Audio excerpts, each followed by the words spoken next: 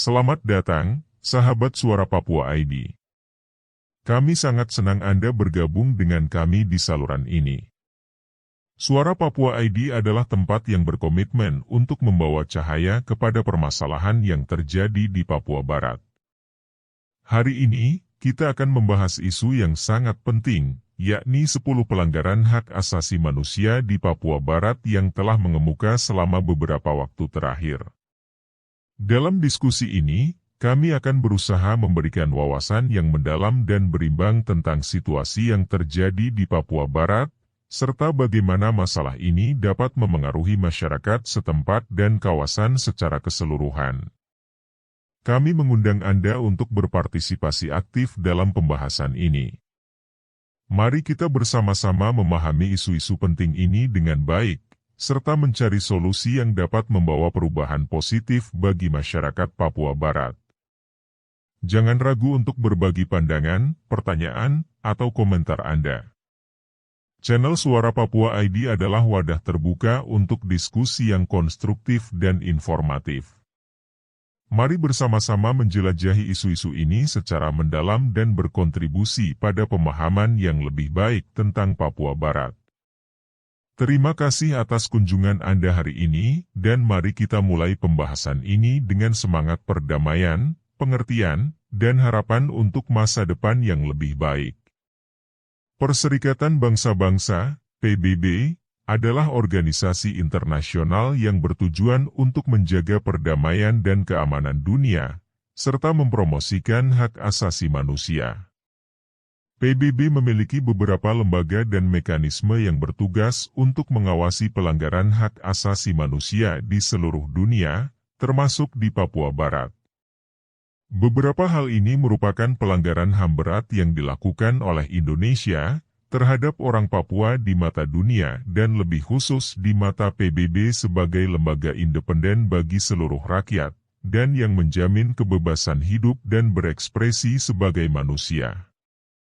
1. Pembatasan kebebasan berbicara dan berkumpul. Pemerintah Indonesia telah dituduh melakukan pembatasan terhadap kebebasan berbicara, berkumpul, dan berorganisasi di Papua Barat.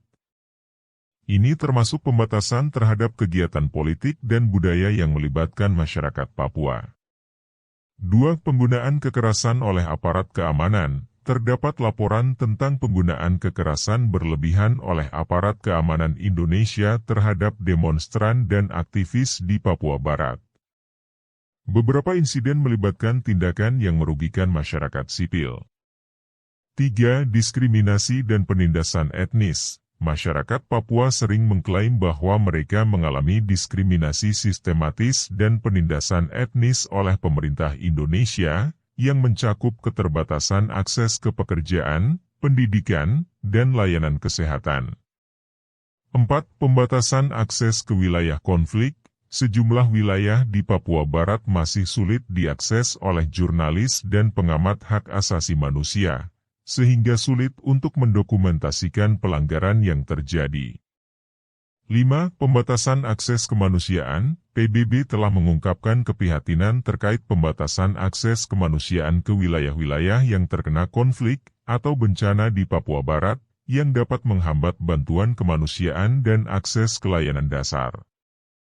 6. Penggunaan hukuman mati. Penggunaan hukuman mati terhadap aktivis Papua dan orang yang dituduh terlibat dalam kelompok separatis telah menjadi perhatian. 7. Penggunaan penyiksaan dan perlakuan buruk. Terdapat laporan tentang penyiksaan dan perlakuan buruk oleh aparat keamanan terhadap tahanan di Papua Barat. 8. Kelompok separatis. Terdapat konflik antara kelompok separatis Papua dengan pemerintah Indonesia, yang telah mengakibatkan kekerasan dan pelanggaran hak asasi manusia. 9. Migrasi dan demografi. Beberapa laporan mengklaim bahwa migrasi penduduk non-Papua ke wilayah ini telah mengubah demografi dan kehidupan ekonomi masyarakat asli Papua, memicu ketegangan dan konflik. 10. Pelanggaran hak asasi manusia terhadap anak-anak. Terdapat laporan tentang pelanggaran hak asasi manusia terhadap anak-anak di Papua Barat, termasuk penggunaan anak-anak dalam konflik bersenjata dan eksploitasi. PBB telah menerima laporan dan mendesak pemerintah Indonesia untuk mengatasi masalah-masalah ini secara serius dan mematuhi standar hak asasi manusia internasional.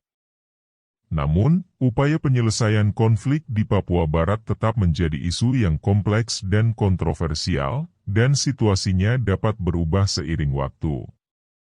Penting untuk mengikuti berita terbaru dan informasi dari sumber yang dapat dipercaya untuk pemahaman yang lebih akurat tentang situasi terkini di Papua Barat. Sebagai kita mengakhiri pembahasan tentang 10 pelanggaran HAM di Papua Barat oleh Indonesia, mari kita bersama-sama mengingatkan pentingnya mengadvokasi hak asasi manusia yang adil, perdamaian, dan keadilan di Papua Barat.